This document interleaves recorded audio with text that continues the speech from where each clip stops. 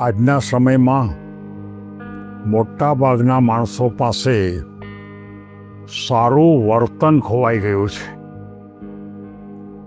પૈસા છે, સંપત્તિ છે, મિલકતો છે, પણ વર્તન નથી.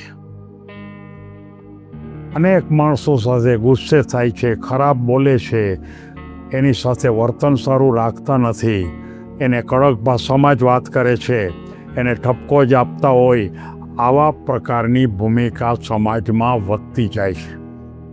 કોઈને પણ કાંઈ પણ બીજી વ્યક્તિ સાથે સંબંધ બાંધવાનો આવે ત્યારે કડકાઈથી જ વાત કરવા માટેના ટેવાયેલા માણસો આ દુનિયામાં વધતા જાય છે.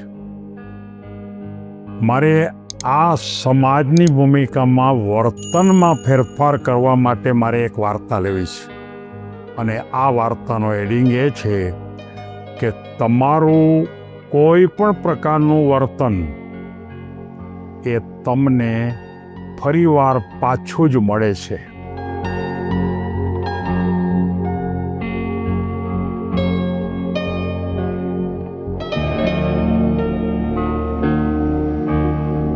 એટલે કે તમારું વર્તન જો સારું હશે તો તમને સારું વર્તન મળશે.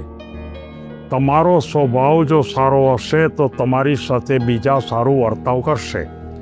તમે જો ગુસ્સાવાળા હશો તો તમારી સાથે પણ સામે ગુસ્સાવાળા માણસો આવશે.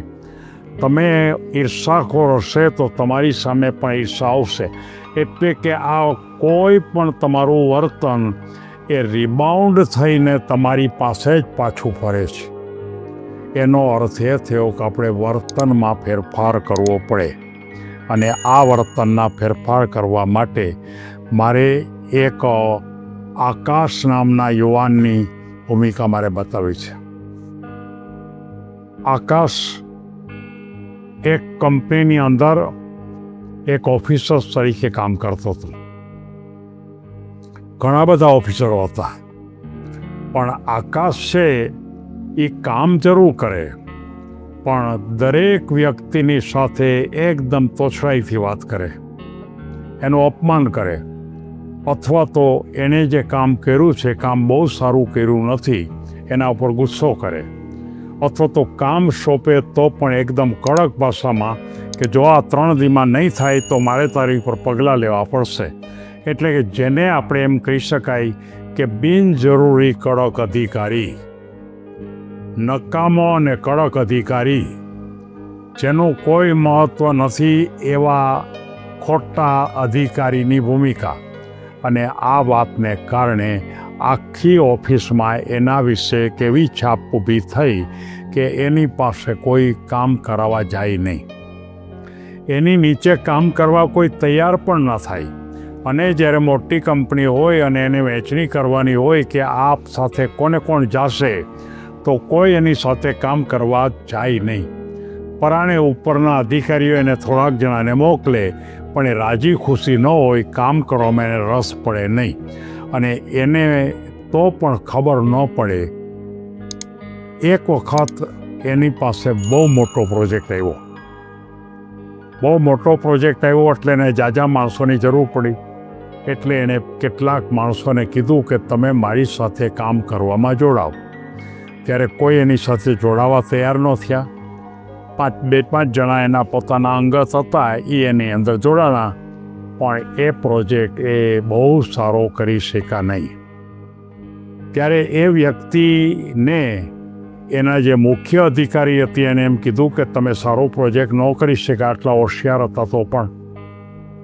ત્યારે એણે એમ કીધું કે અમે પ્રયત્ન કર્યો પણ મારી સાથે કામ કરવા કોઈ તૈયાર નહોતું. મેં કેટલાને કીધું. ત્યારે એ જે અધિકારી હતા એણે એમ કીધું કે તમારી સાથે કામ કરવા તૈયાર નહોતા એની પાછળનું કારણ તમને ખબર છે? તો કે ના.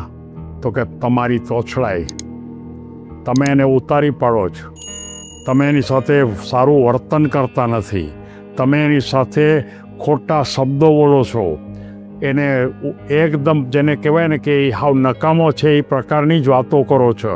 અને કદાચ એમ પણ કહી શકાય કે તમે ગાળો પણ આપો છો. આ પ્રકારની ભૂમિકા જો હોય તો તમારી સાથે કામ કરવા કોણ તૈયાર થાય? તમારે જો ખરેખર અહીંયા જો રહેવું હોય તો તમને એક ચાન્સ આપવામાં આવે છે કે જો તમે તમારા ગ્રુપને ખૂબ સારી રીતે વાત કરવા માટેની ટેવ પડશો તો તમને અમે રાખશું, નહીંતર 6 માસ પછી તમને કંપનીમાંથી તમને છૂટા કરશું. આકાશના મનમાં એમ થયું કે વાત તો સાચી છે. એને ઘણાએ કીધેલું અને ત્યારથી એણે ફેરફાર કર્યો કે મારે બધાને ગ્રુપમાં રાખવું, બધાને સન્માન આપે, બધાને એમ કે તમે જે કરો છો સારું કરો છો, કદાચ તમને ખબર ન પડે તો મને પૂછી જોજો.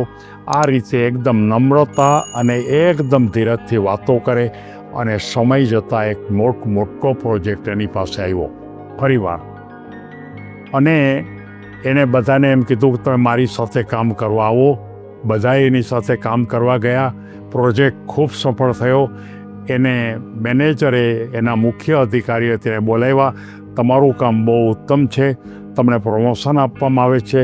અને એણે એમ કીધું કે મેં તમને જે કીધું હતું કે જીવનમાં હંમેશા આપણી આસપાસના તમામ માણસો, ઘરમાં પણ આપણી આસપાસના તમામ માણસો, સોસાયટીમાં પણ આપણી આસપાસના તમામ માણસો, આપણા સગા સંબંધી અથવા તો આપણી સાથે કામ કરતા માણસો, આ બધા સાથે તમે સારો સંબંધ રાખો, સારું વર્તન રાખો, સારી ભાષા બોલો અને ઉત્તમ પ્રકારે એને સન્માન આપો, તો જ તમે આ દુનિયામાં સારા લેવલ ઉપર ઊંચા જઈ શકશો.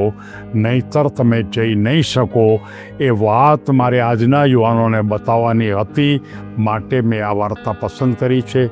સૌ કોઈ આગળ વધે એવી શુભ લાગણી સાથે સૌને ધન્યવાદ.